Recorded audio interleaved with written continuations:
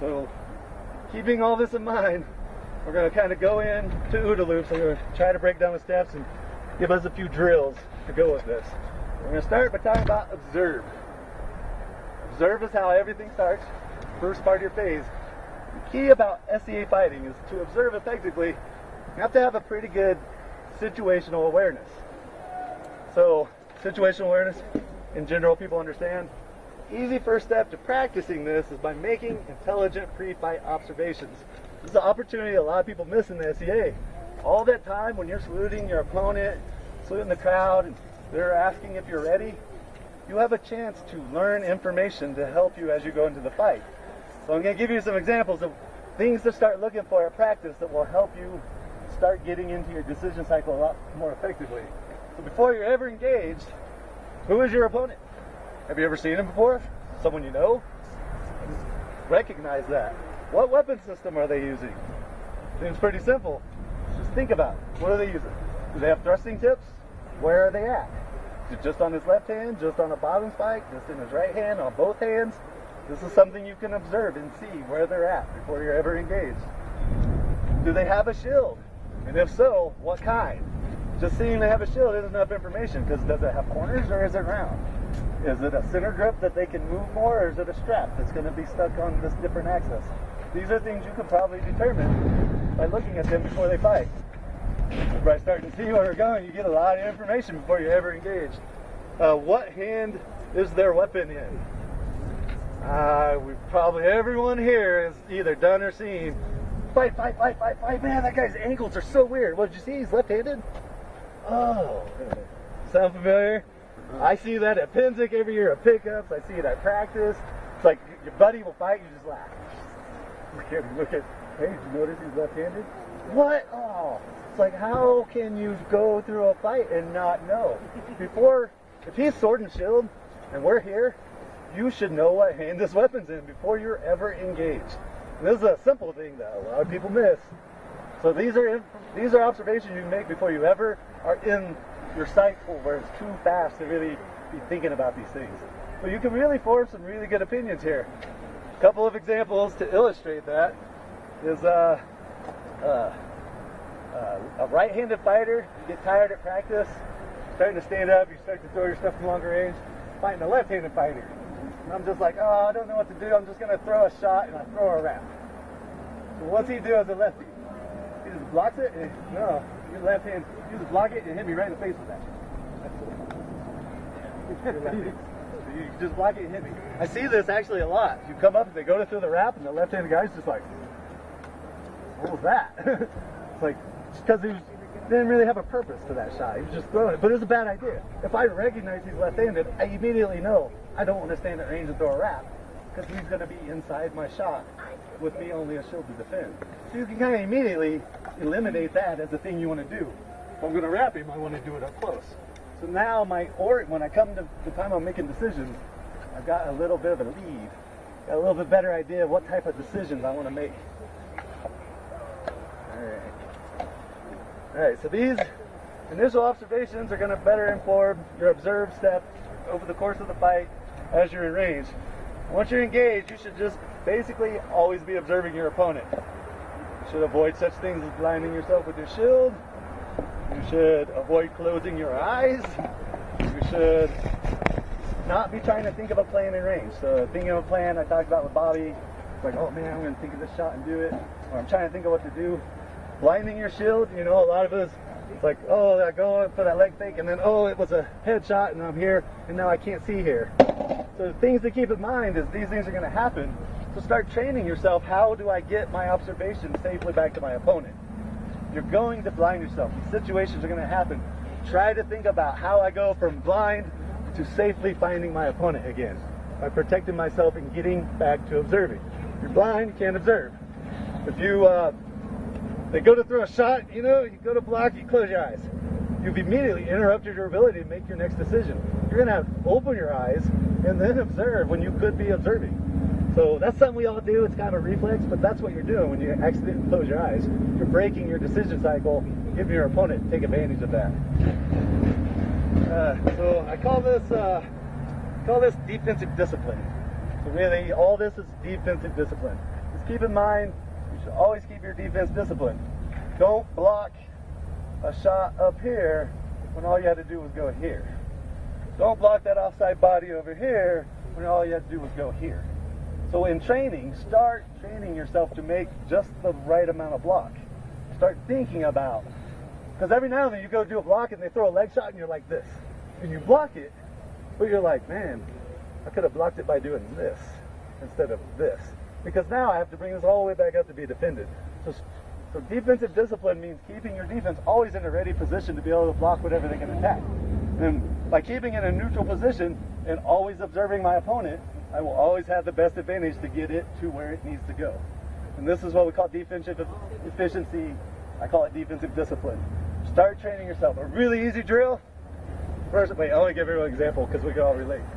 You guys have all seen the cowboy stripper? What's happening with the cowboy stripper? Because he throws that over your head. And people raise their shields so high that this is open. So it's a great illustration of over blocking. Even though it's a fake over your head, that shot's only good up to here. There's no reason to block with your shield any higher than that. But people repeatedly do it against Walrick. Every one of us probably seen that shot. It's a great shot. It's a great one to learn because it's like trompe de l'oeil. It's a trick of the eye. Your eye just follows that. It's a reaction. But you can train that out by being conscious of it when you're fighting. When you recognize that you've done that, stop and think about it. Don't have to block it that far. Don't have to block it that far. Just give it a second to think about it. You do that every time, a couple practices in, now that's your habit. See, it makes a big difference. If you spend time hitting a pel or doing any sort of pel work, do it holding your shield. A lot of people say you should wear your armor, you should do all that. I don't really think you have to wear yourself out. But you should be having whatever your other thing is, be it a Madu, be it an axe, be it a shield. You should be doing your pel work in it, because what happens is if you're not holding it, you can no longer create an accurate balance in your shots. So you're going to end up starting to throw these shots. Then you put this weight on, you go to throw your shots, and they're all a little bit off when you're in your armor. So you want to have this balance, and why you also want to have it is by having your shield, throwing your shots, you start recognizing, it's like when I throw an offside head shot, I'm dropping my shield way down. Okay, well I just need to go here with it, and then bring it back up, right? It's like, or you know, I'm trying to throw that leg wrap, and my shield drops down here because it's natural. You know, so just keep your shield where it was. So these are things you can start thinking about. Defensive discipline is where is your shield and stuff moving when you're throwing shots. And you know what I do is I go on my pel and I throw a shot, and as soon as I make contact I stop. And I just look at where everything's at. And I go, oh man, I should have my shield here. Oh, my feet should be, you know, more like this. Do it again, keep my shield there. All right, you know, just make this a part of how you think about doing pel work. Always have your shield, always be conscious of where it's at in relation to the shot you want to do. It's pretty simple, you know. You have a shield here and you want to throw offside head, you've got to throw over the top of your shield. So you're going to move it. So make sure you're only moving as much as you have to. You know, I do a roll with my shield where I throw this shot here. So I have to move my shield all the way to the side so I roll it up over my body to come out. So this is just a great example of, you know, I want to go offside body, so I need to defend this and then get back to observe safely. These are things I do in fights because I practice thinking that I need to do that. Because when I'm here, I hit the pel, I stop. What does my opponent see? I go, I throw that offside leg, I stop. What does he see? He probably sees me looking right at him with no protection. So he's probably going to throw that shot.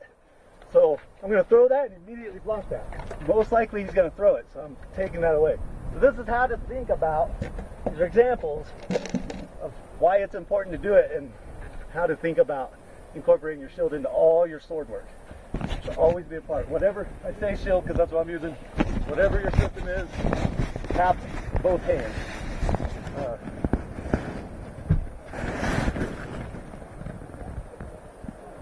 Oh yeah, so I'll give you guys a couple of examples for training of what I'm talking about. Just little simple things that you guys can probably do right away next time you fight even. So think about this. I'm going to block a leg shot, right, in my guard. So what's happening? I'm vacating this hole. So when I block that leg shot, I pull my hand to a neutral defensive position. I don't keep it over here. Because this way, I'm ready. If he's throwing a fake, I'm ready. If he has it, I'm loaded for the counter over the top of his shot. So this is an example of something easy you can do. Block a leg, bring your hand to the center of your body. You're doing pedal work, throw your shot and bring your shield back into your body. As soon as you hit the pedal, bring your shield back. As soon as you hit the pedal, bring your shield back. These are a couple of exercises, things to keep in mind. They're good. This is a good one. This is something everybody should do. Any high-level fighter, when they have to vacate their guard out of where they want it, they put something in its place to be ready to take care of that position. Yeah, make it. Oh, don't ever drop your guard in range. Did I say that? Yeah. We'll say it again. Don't ever drop your guard in range. At fighter practice, we're fighting. Get out of range. Even when you win, even when he calls it good, get out of range with good defense. Make it a habit, because even you think you throw a good shot, you drop your guard, he didn't think it was good. We talked kind of about that earlier. Even if you think you won the fight, get out of range with good defensive posture before dropping your guard. Never be on the field with someone that can kill you in a fight in range without your guard up. Really simple concept. But how many times have you seen a fight? Fight. Oh, he can still reach me and I'm out here. I did it to Tigger in the crown. You know, he's fought me a lot. We go to disengage and I just stepped sideways to disengage and he was wide open. He just dropped the shield because he thought I was too far away. So don't drop your guard until you know no one can reach you. This will be good for battlefield awareness. Make sure you know what's going on. Don't do this. You know, do this to look around. You know, these are just good habits to start kind of trying to think about training. Alright, so what I want to do, I want to run us through a quick little drill. Just grab your weapon and shield. You don't actually need all your gear for this. I want everybody kind of come out here, pair up. You're gonna have to get up. A lot of information. Apologize ahead of time. All these things I'm talking about, all these little examples of habits and stuff are in the paper that y'all can read. You'll be able to kind of go over these. Don't worry about remembering them all. Alright, everybody kind of look at their opponent. We're going to talk about observing. There's a lot more you can be looking at than just their weapon and shield. You should be aware of various other things when you observe. Which of their feet is closest to you? Is the foot his weapon's in closer, or the one his shield's in closer? Because if the one his weapon's in is closer, he can reach me from further than I might think. So you should be looking at that. Just try to be aware. So I'm going to do a little bit of a drill. This side is going to be defending for this first part. You're just going to stand your ground. By defending, I just mean you're standing your ground. Because you're actually the attackers. So this side is going to be what I call the attackers. All you're going to do is you're just going to walk all the way in here. You're going to stay here, they're going to walk in. So you're going to throw shots. As many shots as you can throw. And half speed. I want everyone to kind of slow down and just think about this. You're just going to kind of go in. All I want you to do as you walk in is see the block all the way to your block. See the block all the way to your block. And just close it this. So basically like this. Just get to here. That's it. Alright? Be careful. And if you guys feel comfortable putting more armor on, go for it. Just try it out. Yeah. Okay. Thanks for telling me. You're nice. You should be able to get 2 to 3 shots at him. Just see. A little bit slower. Try a little bit slower. Just try to see what you're looking for is if you go block with the shield. Look at where you're blocking with the shield and get your eyes back to make your next block. So I want to slow it down so you have time to kind of go through it. Alright. Good. Reset.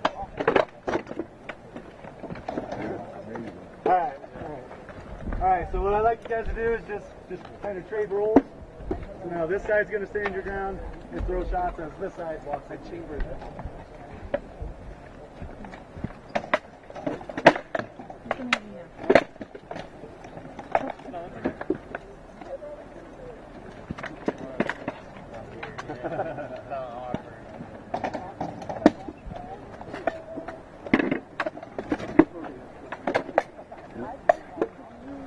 Alright guys, everybody hold.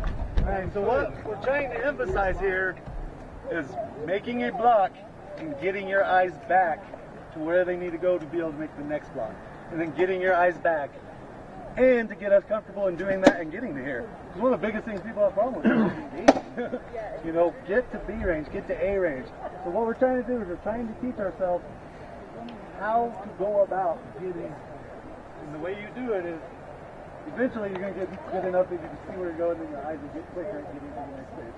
So by doing this, I see the block, my eyes see the block, my eyes go back to him. My eyes see the block, my eyes go back to him. This is what you're trying to do with this drill. So I'd like the pace to kind of match. Step, see the block, step, see the block, step. You want to have time to observe the shot, observe your block, observe them, observe the next shot, observe the block, observe them.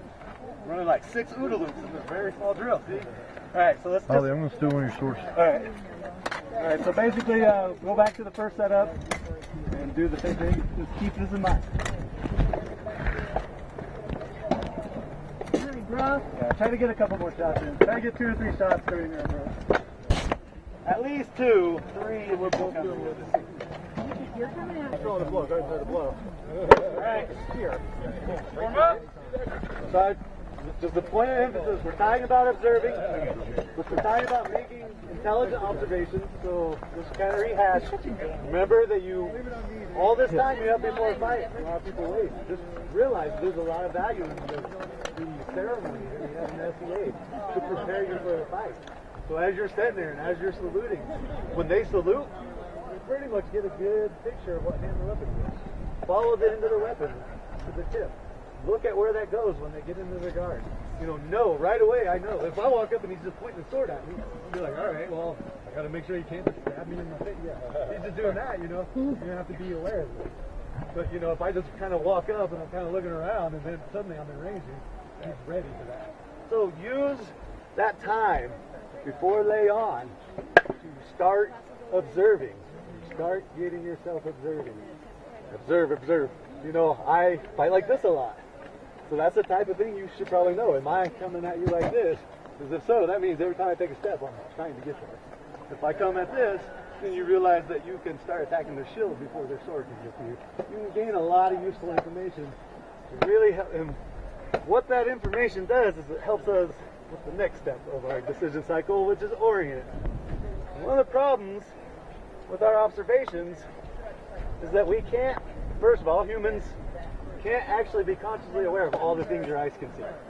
There's just too much information to take in. This has been proven repeatedly. I'll talk about that in just a second. The other problem is even the information that you do get may not be very accurate. It's only accurate for a fraction of time. For a very small fraction of a second. My observations are only good for as quick as I can think of the next one. Because it's changing so fast. And so these are limitations to observation. You're never going to see everything, and you're not going to be able to make sense of everything you see. We address this with how we orient our observations. We talk about how we start thinking about and training our orient. And we'll give you guys an example just to emphasize the point. Anybody heard of a selective awareness test? Has anybody heard of the invisible gorilla video? Yes. All right? So what that is a selective awareness test that proves a very valuable point for us to keep in mind as we go into training. In the video, a group of 6 people, 3 in white shirts and 3 in black shirts, have 2 basketballs, and they're moving around and weaving around and throwing passes to each other.